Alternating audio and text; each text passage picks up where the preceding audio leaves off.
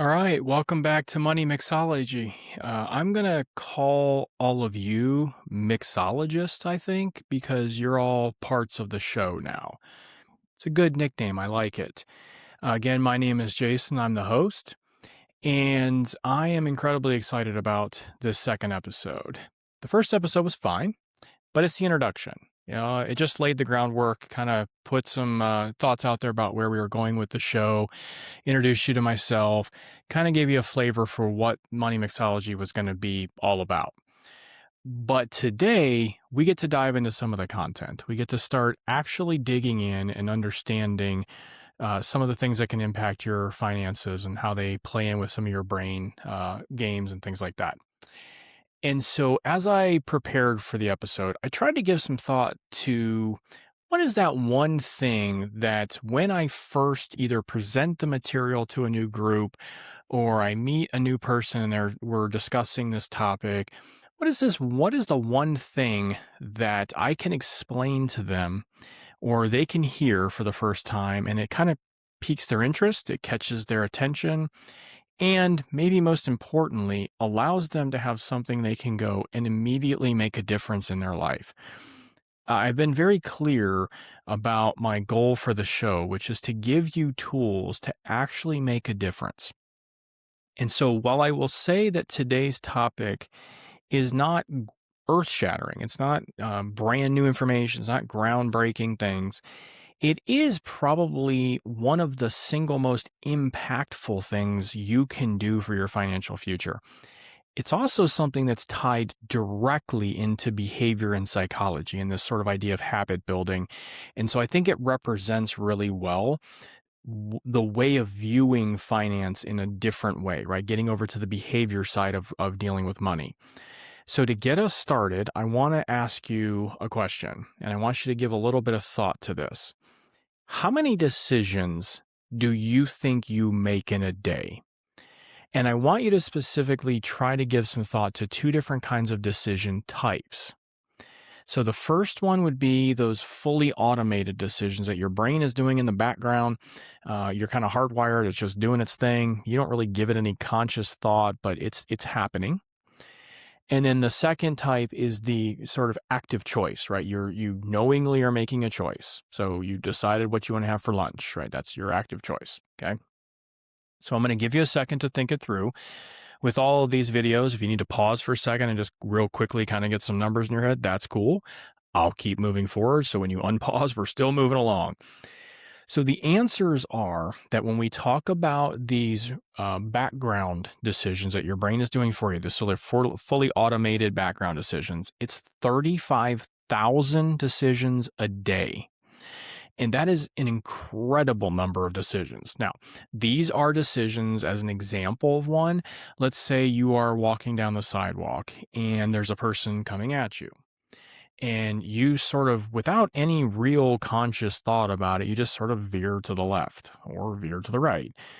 You just made a decision to go around that person, but you didn't actively make the choice. Your brain just sort of did it. And so it was kind of just move on with our lives. But there's 35,000 of those in a day. Then there's the active decision making, the choices you are making in a day.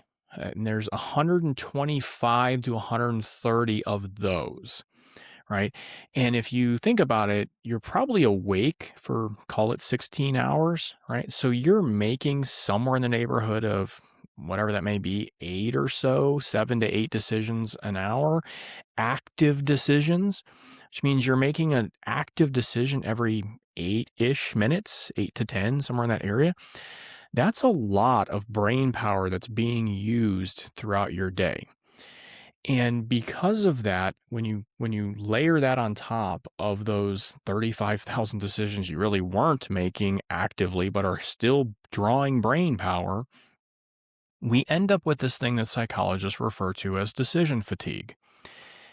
Put very simply, your brain just wears out as the day goes on. Your decision-making ability gets worse. And that's for everyone. There's no human being that's immune to this. At a certain point, you just run out of mental energy and mental capacity. Now, it is important to understand that you're probably aware of the circadian rhythm, right? So, the way every human being has sort of a natural cycle throughout the day in terms of when their energy levels are up or down or whatever it may be. So, when I say as you reach the end of your day, your mental capacity drops, your decision making gets worse, it's whatever really would be your day. It's not necessarily like what we think of as day and night. It's whatever day works for you. So that's it's something we have to keep in mind. Now, in order to overcome decision fatigue and to work our way around it, we do have a really important tool. And that's the topic for today. It's automation. We should be trying to do everything in our power to automate everything we possibly can in our financial lives. It will reduce so much of the stress that comes into your life via finances and money by simply removing it from the equation. And here's where I want to dig into the topic so you can see it from a couple different angles. So the first piece is where we automate or what we automate. I think the most common one by far would be, at least for what people are used to thinking about, would be like the 401k or 403b at their work. It's the retirement account, their investments. We're kind of used to those being automated. It comes out of our paycheck. We never see it, that kind of thing. And we've probably heard that a lot. It comes out of your paycheck. You'll never notice it, that type of messaging. Well, it works for a reason. It builds a habit, right, that you have to put no effort into because it just does it automatically. All right. So that's really where the power of the 401k comes into play. And I mentioned last episode that that's where most people's first $1 million accumulation happens. And it's because it's an automated habit that they don't really have to think about. But there's also lots of other ways that people automate or can automate their lives. Many people have jumped on the bill pay bandwagon. I'm not sure why I couldn't say that correctly. You have either your bank will send the vendor a check or vice versa. The vendor, you set up with the vendor for them to do an ACH, go into your bank and get the bill that's due. Either way is fine. It's functionally the same thing. And it is a really, really positive way and quick way to take a lot of the decisions off your table, right? To just not have to make them and be done with it. And it happens automatically and you don't have to worry about it. And so that is just reducing the mental fatigue that you face because you're making far less decisions that are impactful in your life. So I think that can be a really positive way to get through this situation. I also want to throw a scenario out there to help you understand how much of a difference this automation, especially particularly when we talk about your retirement accounts, because they are such a powerful tool that we have access to. So when you get your first job or you get a promotion, whatever the case may be, and you're getting an increase in pay, we as humans don't have any built-in mechanism, at least in our brains, to understand or to equate a salary, like a yearly salary, with what our, let's say, weekly paycheck is going to be, or whatever it may be, every 2 weeks, whatever the case may be, twice a month, whatever your pay scale is. We don't have the ability to do that. The math is, I wouldn't say super complicated, but it has a lot of steps and there's some factors in there that we're just not really sure about because if we decide to put money into our 401k, that's a little bit that comes out. And then there's some taxes and maybe some health insurance. And there's these various things that kind of come into play. And so we don't really know that when I get a $50,000 offer, what the paycheck is going to be. So whatever the first paycheck we get is, whether it's a brand new job or a promotion with a raise, whatever, that very first paycheck, that becomes our baseline. It's what we just in our mind, we equate this amount of money becomes this amount of salary becomes this paycheck. So I'm going to completely make up numbers here. So please don't check my math on this. But if you make $50,000 a year, let's just say that you're right out of college, that's your first offer for a job. And you get paid twice a month. Okay. So you would say, okay, well, my paycheck is going to be $1,600. And that's kind of, you're like, maybe, I think, I don't know. And then your first paycheck comes and it's, again, I'm going to make up numbers. It's $1,500 for every 2 weeks, you get a $1,500 paycheck. That's what hits your bank, right? Well, then your mind automatically makes that connection. Well, okay, $50,000 salary is a $1,500 paycheck. But if you automate your 401k up front from day one, and they take a little bit extra out in order to put it into your retirement account, and that very first paycheck that comes is $1,400. Okay, you never knew it was going to be $1,500 anyways, right? You were waiting for the first paycheck in order to make the mental connection. And so psychologically, all right, $1,400 a week every 2 weeks in this case, is a $50,000 salary. Great. And so there's a way that you can kind of just short circuit your brain in a positive way because it doesn't know any better anyways. So I do think that shows that when you automate things, you're removing some of the obstacles that might have been in the way. And I think that can help, right? That can help kind of get us out of the problem, right? Often we are the roadblock, right? Our own selves are getting in our own way. We're the ones making the bad decisions. So if we can automate the process, we remove ourselves from the process in many cases, which is a good thing when it comes to finance. Finance is about consistency in terms of building wealth. It's just consistency over time, consistent habits, positive steps, just taken one after another, after another, after another. And the more you cannot be a part of that problem or that equation, the better, because then you've already made the positive decision. So you'd have to continue to make that same really good decision over and over again. Well, if you ever make one bad decision, you've short-circuited the system. Well, just get out of the way and let the system do its thing anyways. So I do think that is a really important way to look at this. The other part that I want to throw out that people can automate, but probably don't think of it in this way, is the financial controls and the financial tracking within their life. And so I think that there's a misconception. The more I talk to people and the more I present this and the more people hear sort of the way I think about finance, I'm learning, or I'm discovering, I should say, that people think there's a lot more time investment in controlling your finances than I have experienced being the truth. I'll use myself as an example. I want to believe I'm in really good control of my finances. It'd be sort of silly, I guess, that to have a podcast and teach students and everything else if I wasn't in very good control of my finances. And I spend, 15 minutes a week on my family's finances. And that's largely because I've automated big chunks of it. So I use Quicken. That means nothing. I'm not sponsored, but it's a program or software I've used for years and years. You can use whatever software floats your boat. Your banks will even do it for you in many cases. But I log into Quicken, type in my password. It draws down my balances from every single one of my accounts, all my investment accounts, what my mortgage balance is, what's in my checking, everything, right? And then it categorizes it all, and it gives me essentially pie charts, if you will, that show me where we've been spending our money, those kind of things. It's very, very minimal work. It's allowing the software to do all the work, which is just a form of automation.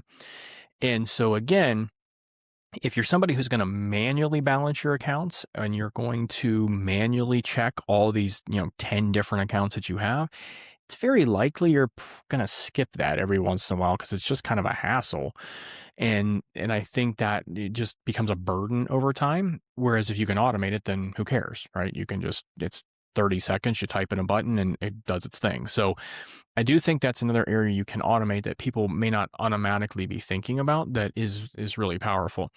I also want you to give some consideration to automating for the benefit of other people. So really good example is 529 plans, right? If you're going to save for your kids' college, make it automatic. Some people I talk to are like, well, I use like a tax return and then at Christmas I give them and at their birthdays I put a little in. That's all great. I don't want to poo-poo that at all. But if you automate it once a week or once a month or whatever makes the most sense for your budget, then again, the same power of that repetition and habit and behavior start to take hold, and it's just far, far more powerful over time. So consider automating it. If you decide you want to give money to your church, automate it. Just make your tithe or whatever that you want to use, whatever term you prefer, use the automation systems and just automatically give the money to the church or whatever charity is charity of your choice. So I think that there are ways to build automation into your life that will just make things much, much easier. Now, before we leave, I want to specifically give you 4 uh, very, very clear reasons that automation works so well and tying it directly to our psychology. So, kind of theme of the show. The first is that the decision fatigue is because of repeated decision making, right? Just over and over and over again. Well, automation removes that once. It is a one-time decision, set it and forget it kind of thing. And this specifically plays into a psychological bias that we call the status quo bias. Now, in a very layman's terms, simple way to think about it, status quo bias is we're lazy. Right? Humans are just a lazy creature. We don't really like change. We have no interest in going through change unless we have to. And so if that's the case, in many circumstances, that's bad, right? If you think about like the last time you shopped for car insurance, if it's been a long time, that's probably not a good thing, but you've just stayed with your current car insurance because you're lazy. You just don't want to go through the process. And that we do that on a lot of cases within our life, right? We may not go check to see if we can refinance our mortgage. I personally have been with AT&T for, 10,000 years because I'm too lazy to go figure out if there's a better program with a different carrier. That's probably not a great thing. So I have my weaknesses just like everybody else out there, and the biases hit me just as hard as they hit everybody else. So the status quo bias can be a bad thing. It can be problematic in our finances. But in the case of automation, it's actually a really good thing. We can weaponize one of our biggest weaknesses. Because if you set up, let's just say you have a car payment and it's $400 a month, and you decide to pay $500 because you want to pay it off faster. Great decision. Congratulations. If you some point in the next couple of years hit a little bit of rough patch and hit a rough spot in the road, and you feel like, oh, I could kind of use that extra $100, you won't change your payment. You're just going to leave it and deal with the consequences because you're lazy, and you're not going to go through the process of changing that payment and having to, because then you're going to be like, oh, as soon as I get through this rough patch, I got to change it back. Never mind. I'll just figure it out, right? I'll give blood or something. And so you just let it go. So status quo actually works to your advantage. 401ks are the same way. It's why they're so powerful.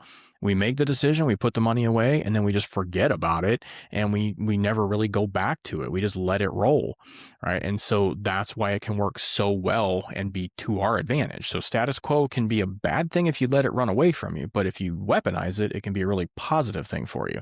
So let's do that.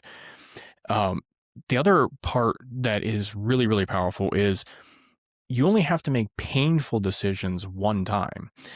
I fully acknowledge that when I tell somebody, your paycheck's $100, I want you to take 20 of those dollars and just give it away, right? Put it into a 401k. Now, it's for your future. It's for you. You're not fully giving it away. You're giving it to future you. But I understand that means that you maybe get to eat out one less time, or you don't get that new pair of jeans, or whatever sacrifice you have to make in today's life in order to save for the future. I know that decision is not fun. It's not comfortable. It can be painful and annoying. But if you only have to do it once, it's something you can deal with, right? So that automation allows you to avoid having to make that decision over and over and over again. One of the things that I often run into with young clients that I start working with is that they have this belief that they sort of want control of their money. And so they'll say, well, I understand I should be saving for the future. I fully acknowledge that, Jason. I'm willing to work with you on that. But I want to do it myself. I want let's just say every 2 weeks when I get paid, I'm going to take money out of my paycheck. When it hits my bank account, I'm going to take money, I'm going to put it into an IRA, and I'm just going to do it myself. I'm going to move the money. I go, no, you're not. I have way too much history with clients to understand that's just not going to happen. You'll do it for a little bit, but at some point, there's going to be a weekend trip you want to take with your friends, or there's a special gift you want to buy your spouse or something, and you're just going to skip. And even if you skip 2 or 3 times a year, right, that's still a huge impact on your future. The other problem is that you have to make that sucky decision to give away 20% of your money every single time you get a paycheck. So if it's every 2 weeks, then 26 times a year, you have to make this crappy decision you don't want to make. Right? That's just painful. Why would you put yourself through that psychologically? Right? Just make the decision once. On top of that, if you know you only have to make the painful choice one time, you'll make a more painful choice. You'll commit to something that's even worse, right? If you thought, hey, I could do 15%, that's the most I could do, and you only have to make the choice one time to put the money into your 401k, you might be willing to commit to the 20%. You go, all right, I'll just do it. Let's just get it over with, right? And so I think that can be, while that sort of stinks in the moment, it helps a ton over time, because again, once you make the decision and you just do the 20%, then the status quo bias kicks in. You're too lazy to change it, and it'll just roll out for your future. So that's another area where automation can make a big difference. It also reduces the amount of choices you have to make. That decision fatigue just drops, just straight up. You're just making less choices, and that can be really, really powerful and help us out. So I think that's incredibly important. I also want to just throw out there real quick that you should be very aware personally. You should give some thought to when in a day, your cycle rhythm is the best time for you to be making any major decisions. I've identified that for myself, it's between like 1 p.m. and 4 p.m. I'm like an early to mid-afternoon person, is when my mental capacity is at its highest. I'm sort of peaking my energy levels. That's really, really good for me. And so I try to target my decisions within that time period. You should be aware of that. That's not just that's great for finance too, but it works for your family decisions, your work decisions, anything like that. So again, we talked about that money doesn't get to be its own thing. It doesn't get to be separate from the world. If your best decisions at work are made in the afternoon, then that's also when you should be making your finance decisions, right? They don't get to be different. The final part that I want to throw out there as to why automation can be so kind of powerful and impactful in your life is, we talked about a little bit that you are the roadblock. In many cases, we are the stumbling point in our finances, right? We're the problem. And so if we can get us out of the equation, it can be really helpful. But we can double down on that too, because if you automate, let's say, your investments, and then you automate your mortgage and your car payment and all of your bill pay and your 529 and your charity, all of this stuff is automated, right? If we do that, then there is just straight up less money left for us to screw up. I don't have any nice way to say that. If you're going to make a bunch of mistakes with money, but there's just far less of it to screw up, that's a good thing. And so, by automating so heavily, we get ourselves out of the way, and we reduce the amount of money in play in general. And then if we make a mistake, okay, that's fine. We were just simply not able to make a bigger mistake because there wasn't money available to us to do so. So I think that's sort of a hidden benefit of automation that we may not think about as much, but I think can be really impactful and can be really helpful. It also can free you up a little bit. That's sort of the flip side of making the mistakes. If you automate all of these things, your investments, your savings, your bills, your charity, everything, and when you're all done with all of that, you have just like this little bit of money left. Let's say you started with 100 and now you've got $12 left or whatever. Well, everything in your life has been taken care of. You have met all those obligations that you have chosen, right? Through your budget, through your automation process. Okay, well, that $12, it's free for you to kind of do your thing, right? If you want to have a special treat and go out to eat, great, right? So you'll feel less stress because the automation has taken care of all the important parts. That's a really impactful thing for you. Psychologically, you'll feel much better about that because it doesn't matter if you treat yourself a little bit. You know with 100% certainty that your financial life is in order and has been taken care of. So, again, the thing for today is automation. I just want to make sure that you leave this episode, you walk away, and as soon as you possibly can, you begin that process. Just start it immediately. Anywhere you can begin, and work systematically through every piece of your financial life to begin automating where you can, when you can. It will make everything a lot easier for you. So that's today. I appreciate your time, and I super look forward to seeing you next time. Enjoy your day.